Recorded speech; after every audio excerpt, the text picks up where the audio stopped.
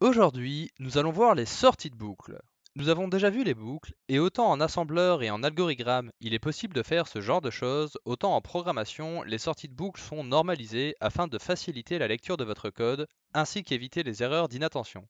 En programmation, ce genre de sortie s'appelle goto. Permet d'aller à plus ou moins n'importe quel endroit et a été supprimé de nombreux langages.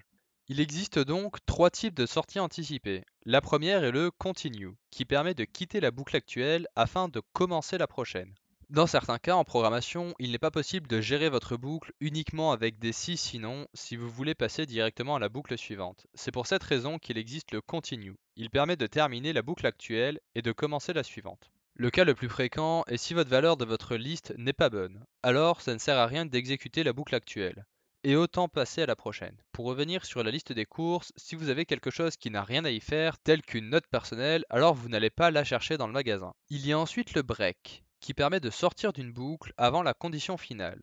Si vous cherchez si vous avez eu votre diplôme dans la liste de résultats, vous allez boucler sur les noms et une fois que vous avez le résultat, vous quittez. Vous pourriez aussi bien mettre dans la condition de la boucle le test qui permet de savoir si vous avez déjà lu votre résultat. Mais pour une boucle plus complexe, il devient vite utile de pouvoir quitter quand vous voulez. Enfin, il y a le return. Il permet de quitter depuis n'importe où, et donc aussi au sein d'une boucle, que ce soit quitter votre logiciel ou simplement la sous-fonction.